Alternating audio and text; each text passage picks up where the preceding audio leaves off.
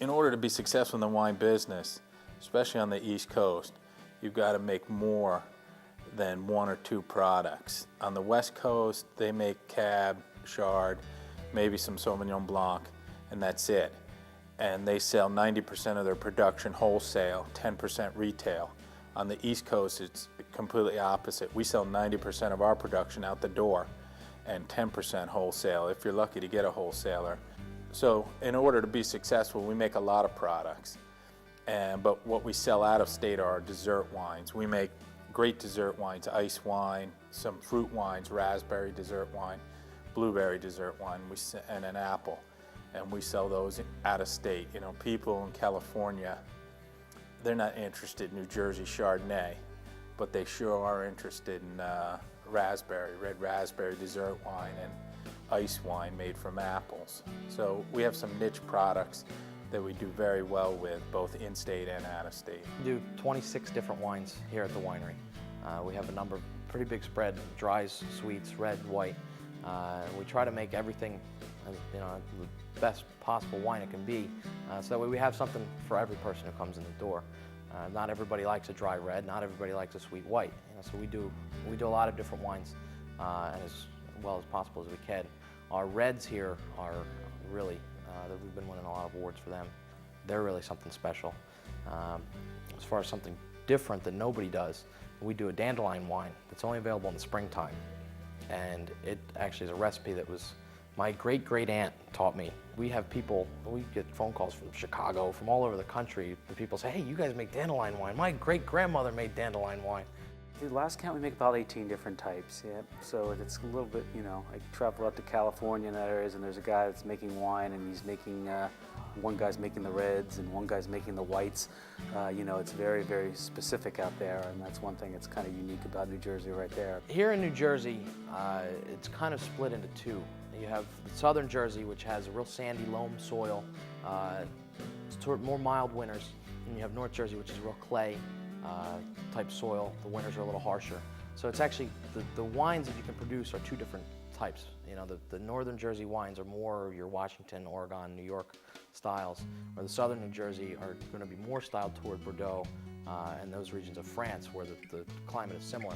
The climate's very similar to Burgundy, and we get the same kind of winters, more or less. Sometimes we can get a colder winter, but lately, thanks to global warming, the winters really haven't been that bad. I don't think we got below 10 degrees. We very much focus on all New Jersey fruit, and there's really only one or two other wineries that are dedicated 100% to the New Jersey fruit. And on top of that, we're trying to make sure that our wines are 100% the best quality they could possibly be, striving to win very prestigious awards and things to prove that our quality is really right up to the standards with the rest of the world, France, California. And what we feel is unique. You're able to grow just about any fruit that you want to in the state. Here at Cream Ridge, what makes us unique is the fact that we make so many fruit wines. Fruit wines are very, very, very popular. There were only 6 wineries at the time we started that did festivals. Now there's 12 or 14 wineries that take part, and those festivals have grown. We try to do events, maybe 5 or 6 a year. A Mother's Day, a Father's Day event. We do wine and chocolate for Valentine's weekend. In July, we do fireworks with the same people who do all the fireworks for Disney World. Star Ledger wrote it up as the best fireworks you'll ever see in New Jersey, and it's a cult event. And this year we also had a classic American car show with that. They're events we hold all outdoors. We have live music, the wine tasting and everything, and it's a really good time. New Jersey, in order to be in the wine business, you really need credibility, whether you're in New Jersey or California. And so for us, we need to get credibility on everything we do just because we're from New Jersey. You may get some just being in California, but you get none being in New Jersey, probably less than none. And so for us, we go out and we enter the big competitions in California. We've won gold medals, double gold medals, best of class in all those competitions throughout the United States. We've gotten scores in the Wine Spectator. We got a 91 in the Wine Enthusiast. So we've done very well. And every year we enter at least a half dozen competitions or more just to show the public that yes, we can produce world-class wines. A Governor's Cup was won 6 times here in the state for cherry wine. We were awarded in 2005 New Jersey's first winery of the year. Here we received 17 medals actually. We got 14 of them in New Jersey competitions. We received a couple out in the California Riverside International Competition, as well as a medal in the Finger Lakes International Competition.